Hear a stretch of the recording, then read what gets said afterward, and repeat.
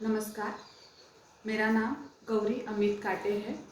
मैं रत्नागिरी में रहती हूँ, जो कि महाराष्ट्र के कोकण में है।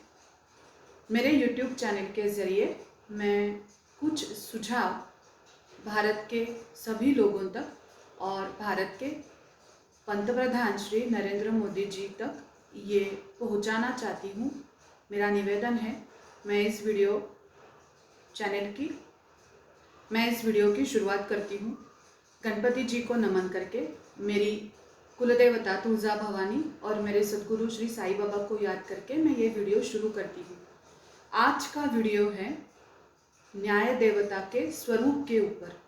हमारे भारत में न्यायपालिका या न्यायालय में जो न्याय की देवता है, उसकी जो मूर्ति है, उसका स्वरूप इस प्रकार क्यों है, ये प्रश्न मेरे मन में बार बार आता है। हम सबको उसका स्वरूप पता है। उसके आँखों पे पट्टी है, उसके हाथ में तराजू है, उसके एक हाथ में शस्त्र है। ये स्वरूप का भी विवरण मुझे पता है, इसका मतलब भी मुझे पता है। कुछ लोग बोलते हैं कि न्याय देवता अंधी है, तो नहीं, ये गलत बात है। सच है कि न्याय देवता देख सकती है, लेकिन उसके आँखों पे पट्टी है। ये बात प्रतिनिधित्व करती है न्यायालय में बैठे न्याय प्रदान करने वाले न्यायाधीश के बारे में, कि उनको अपनी राय अलग रख के स्थिरता पूर्ण मन से, आँखों पे पट्टी होना इसका मतलब है स्थिरता होना, ना कि अंधापन। मन को स्थिर करके, अपने विचार को परे करके, अपने मन को परे करके, मन में जो विचार चल रहे हैं उसको हटा के, जो सामने दिख रहा है, जो स्टेबल है, जो भौतिक है, उसी पे ध्यान केंद्रित करके न्याय देना, इसके लिए तराजू है। और दूसरे हाथ में है शस्त्र, जो कि रक्षण करने के लिए है, ना ही किसी को मारने के लिए। मतलब न्याय सबकी रक्षा करता है, किसी को हर्ट नहीं करता। ये तो बात मुझे बहुत पसंद है। और मुझे ये भी पता है कि ये ग्रीस से आई हुई न्याय की देवता है। लेकिन मुझे ये समझ में नहीं आई कि ये न्याय की देवता का स्टैचू भारत के न्यायपालिका में, न्यायालय में कब से रखना शुरू किया। अगर आपको पता होगा तो प्लीज़ मुझको बताइए।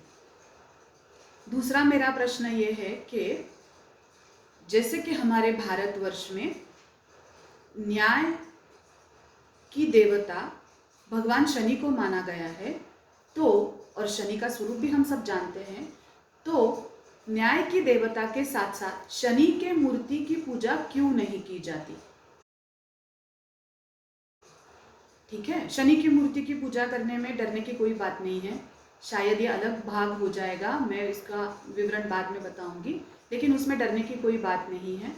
लेकिन न्याय की देवी के साथ भगवान शनि का, या फिर जो सर्वोच्च माने गए हैं, जैसे कि भगवान शनि के देवता है मारुति, और मारुति के जो हृदय प्रिय है भगवान श्री राम, तो फिर राम की मूर्ति क्यों नहीं वहाँ पे रखी गई? वो तो न्याय करने में बहुत ही श्रेष्ठ थे भगवान श्री राम, तो न्याय की एक मिसाल है, वो खुद न्याय है, तो उनकी मूर्ति क्यों नहीं है?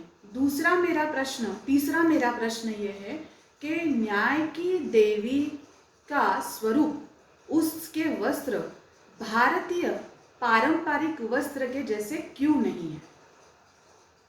चौथा मेरा प्रश्न है कि जैसे भारत में न्याय की देवी, जो कि ग्रीस की एक देवता बताई गई है, उसकी मूर्ति है, तो क्या किसी दूसरे देश में, कोई अन्य देश में राम का या शनि का या फिर मारुति का स्टैचू रखा गया है क्या? मैं सभी देशों का, सभी देशों के संस्कृति का तहे दिल से सम्मान करती हूँ। दूसरे किसी देश की अच्छी बातें अगर भारत में समाविष्ट की जाए, या फिर भारत में जो अच्छी अच्छी बातें हैं वो दूसरे देशों में चली जाए, लेकिन मेरा सबसे बड़ा प्रश्न यही है कि भारतीय न्यायालय में जो न्याय की देवी है उसके वस्त्र पारंपरिक तरीके से क्यों नहीं है। जैसे कि हमारी भारत माता है, वो कैसे साड़ी पहने, उसके हाथों में भी शस्त्र है, उसके मुद्रा में स्मित है। शायद न्याय की देवी के मुद्रा में स्मित नहीं होगा, उसके मुख पे हास्य नहीं होगा, क्योंकि वो शांत और स्थिर मन से काम कर रही है। उसके आंखों पे पट्टी होना भी जायज़ है, लेकिन उसके वस्त्र भारतीय क्यों नहीं है। भारत एक बहुत ही वैशिष्ट्यपूर्ण देश है। अलग अलग धर्म के, अलग अलग जाति के, अलग अलग समाज के लोग यहाँ पे रहते हैं, उनके तौर तरीके भी अलग है, लेकिन जिस प्रकार भारत माता का जो स्वरूप है वो सबके लिए आदरणीय ही है। तो उसी स्वरूप में न्यायालय में जो न्याय की देवी खड़ी है उसके वस्त्र क्यों नहीं है। पंतप्रधान श्री नरेंद्र मोदी जी के चरणों में मेरा यह वीडियो समर्पित है। मेरे वीडियो के ज़रिए मैं थोड़ा सा आग्रह करती हूँ कि हमारे न्यायालय में जो न्याय की देवता है उसका स्वरूप भारतीय पारंपरिक वस्त्र में भारत माता की तरह सम्मानित हो। ओम साई राम।